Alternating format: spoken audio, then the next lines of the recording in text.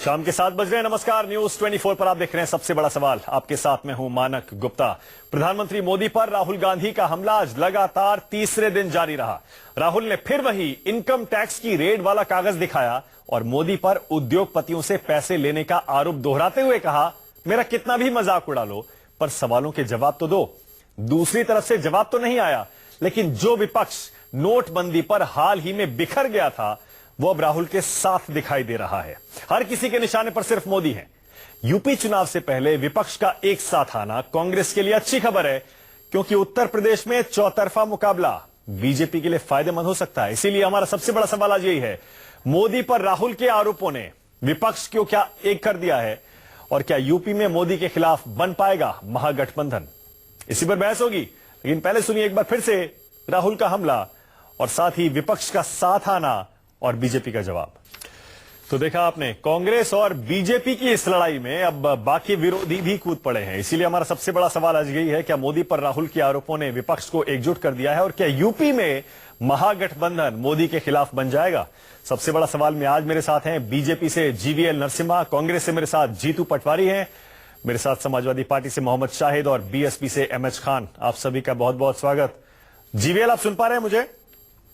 जी हाँ, माना है। जीवीएल, देख लीजिए, आप जवाब नहीं दे रहे, उसका नतीजा अब ये हो रहा है कि सारा विपक्ष एकजुट हो रहा है और यूपी में महागठबंधन बनने वाला है। बिल्कुल नुकसान आप ही का है। जीवीएल नहीं मानक जी, जो पार्टियां, इसे हमने ही देखा है नोटबंदी के बाद जिस प्रकार एक भ्रष्टाचारियों का एक नया गठबंधन इस देश में बन गया है। ये सारे भ्रष्ट पार्टियों का गठबंधन है, उन सबका मिलन है। ये जनता पहले ही देख चुकी है और ये इनकी राजनीतिक असुरक्षितता को उसकी तरफ इशारा करती है, ना ही किसी प्रकार की प्रहार पर। ये दो पार्टियां या तीन पार्टियां जो भी मिलने जा रही है या इस प्रकार की जो बात है, मैं समझता हूं मैं आपको याद दिला रहा हूं, आपको याद होगा जब राहुल गांधी प्रधानमंत्री मोदी से मिलने चले गए थे हाल ही में नोटबंदी पे, सारा विपक्ष नाराज हो गया था। प्रेसिडेंट से मिलने उनके साथ बहुत कम लोग गए थे नाराजगी में।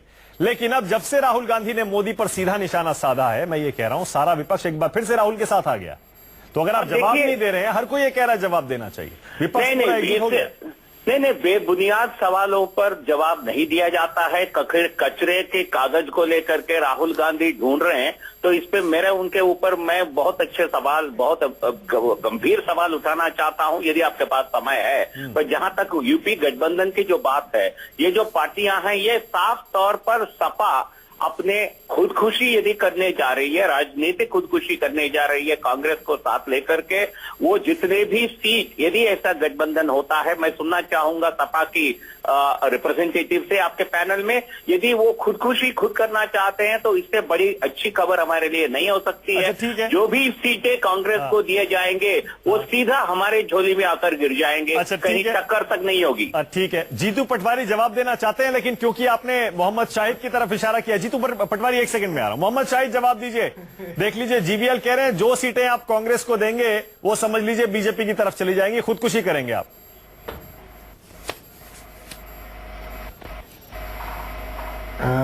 मानक भाई, भारतीय जनता पार्टी की हताशा और निराशा आपके उनके चेहरे पे आपको देखने पे और उनके जो शब्द है उससे महसूस होने लगी होगी।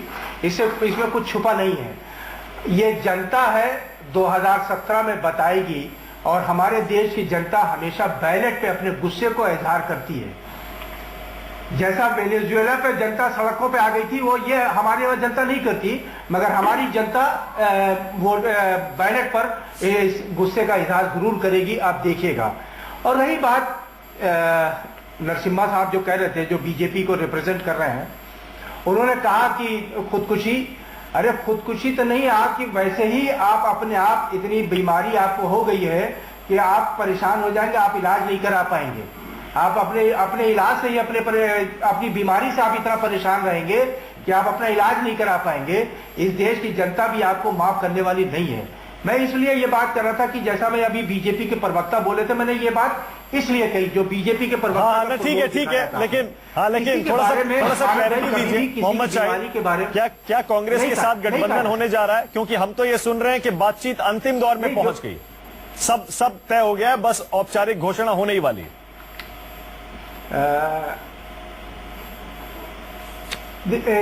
अगर देखिए गठबंधन और सीट शेयरिंग की जो भी बातें हैं और गठबंधन को लेकर गठबंधन किससे होगा किससे नहीं होगा उसका सारा फैसला हमारे राष्ट्रीय अध्यक्ष श्री मुलायम सिंह यादव जी करेंगे। ठीक है, उस पर हम किसी तरह चले ठीक है जीतू पटवारी, ठीक है जीतू पटवारी, ये बताइए आपको भी लग रहा है कि प्रधानमंत्री मोदी पर सीधा हमला करके राहुल ने कम से कम इतनी कामयाबी तो हासिल कर ली है कि जो विपक्ष नाराज हो गया था कुछ दिन पहले नोटबंदी पर मोदी जी से मिलने के लिए, अब वो सारा फिर से साथ आ गया?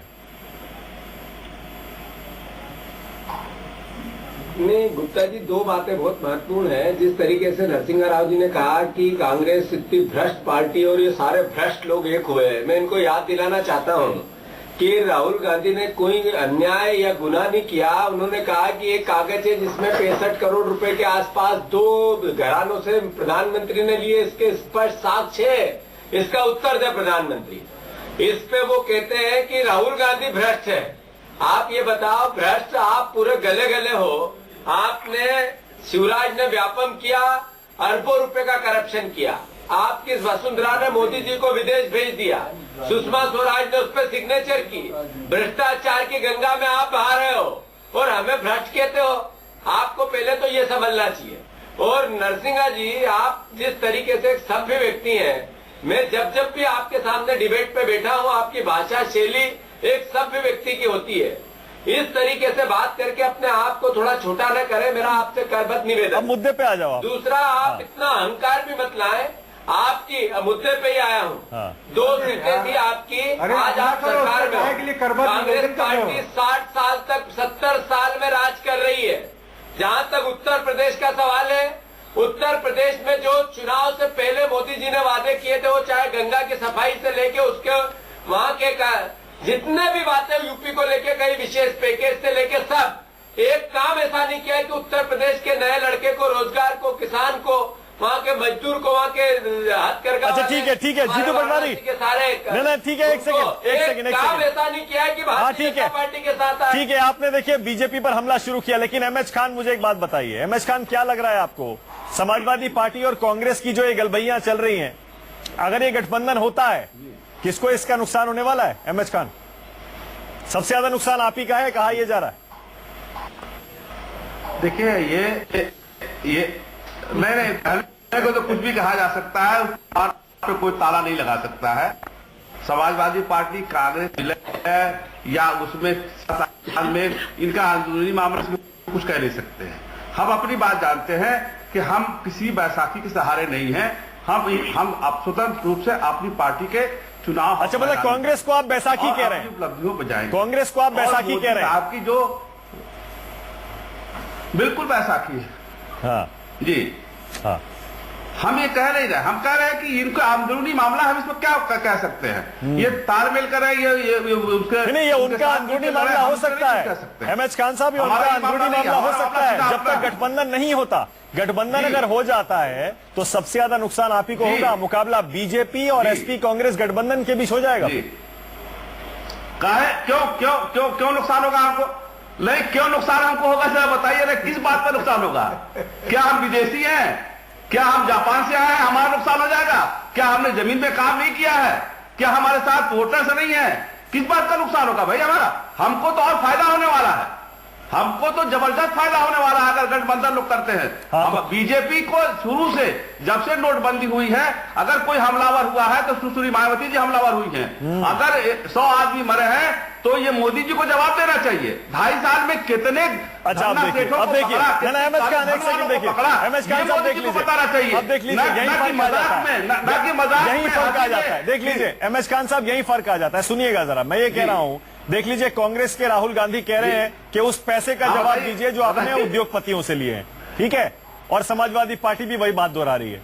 आप उस पर नहीं बोल रहे हैं, आप नोटबंदी पे चले गए, उस पर भी जरा कुछ कहिए। मैं कह तो रहा हूं कि जो बात सवाल पूछा जा रहा है, मैं तो कह रहा हूं भगवान राम की पार्टी ये आप अपने आप को मानते हैं कि भगवान राम कौन पूजनीय है? सीता जी के ऊपर इल्जाम एक धोबी ने लगा दिया था तो अग्नि परीक्षा देनी पड़ी थी। मोदी जी जवाब क्यों देते हैं देश के जनता के सामने?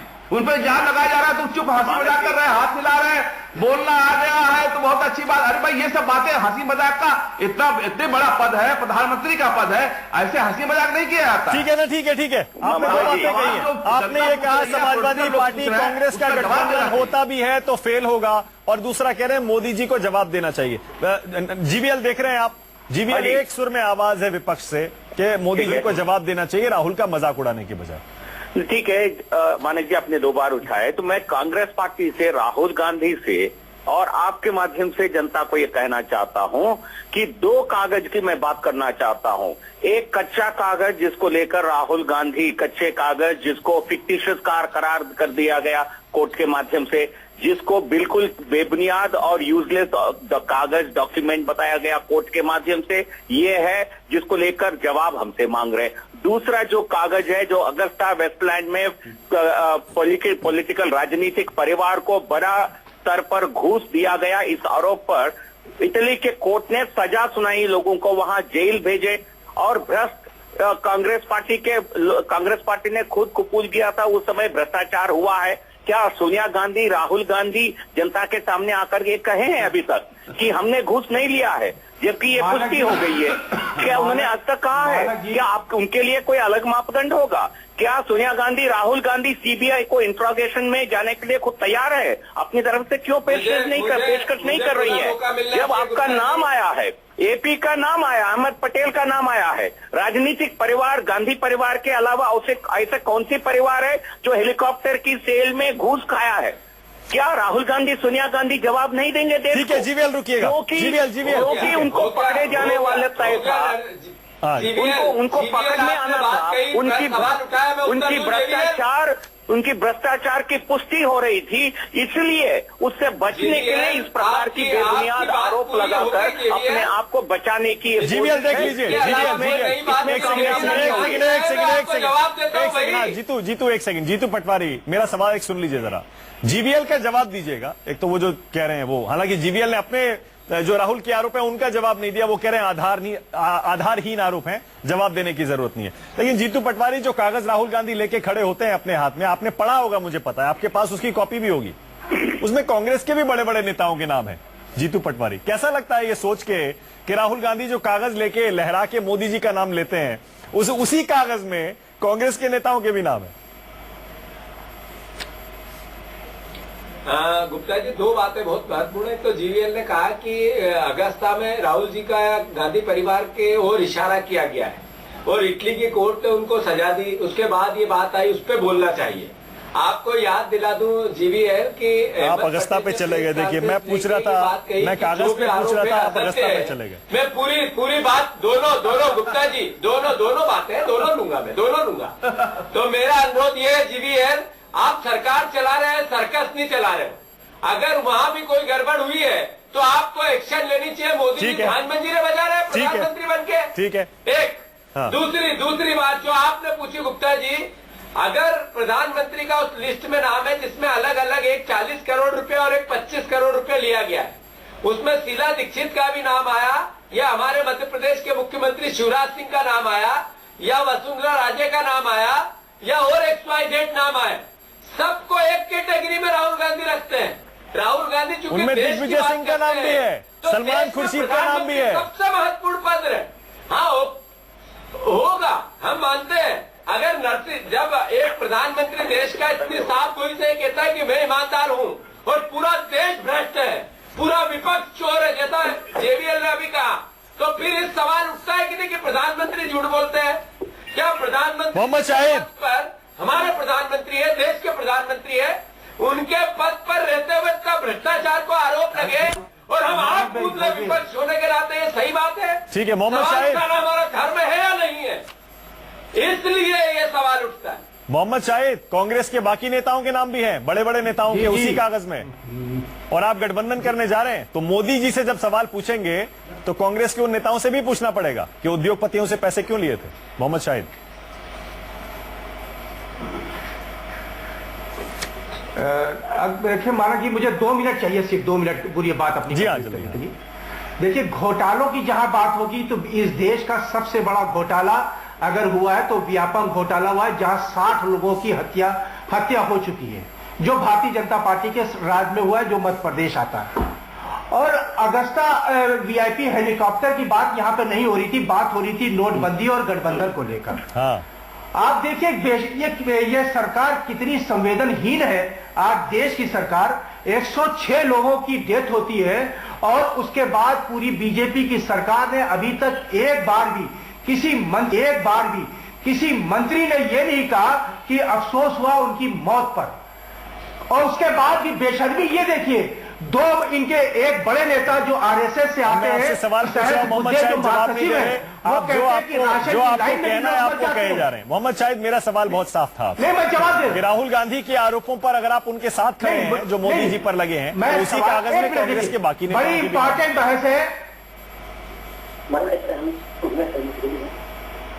मैंने क्या कहा आपको मैंने शुरू में कहा कि इस देश की सबसे बड़ी घोटाला अगर कहीं हुआ तो व्यापक घोटाला हुआ। अरे एमएच खान साहब देख रहे हैं, समाजवादी पार्टी कांग्रेस के खिलाफ बोलने को तैयार नहीं है, मतलब गठबंधन हो गया। एमएच खान साहब तैयार हो जाइए, आप गठबंधन हो गया। समझ देखिए, नहीं, आप ये देखिए, 60 लोगों की हत्या हुई। अगर अगस्ता डील में कांग्रेस के नाम है तो बीजेपी के नाम उससे ज्यादा लोगों का है। आपको यूटीआई घोटाला भी माना जाएगा। अगस्ता की बात नहीं कर रहा था, मैं अगस्ता की बात नहीं कर रहा था। एमएच खान साहब, एक छोटी सी टिप्पणी आपकी। उस वक्त हुआ था। एमएच खान साहब, गठबंधन हो गया लगता है। एमएच खान साहब जी जी जी जी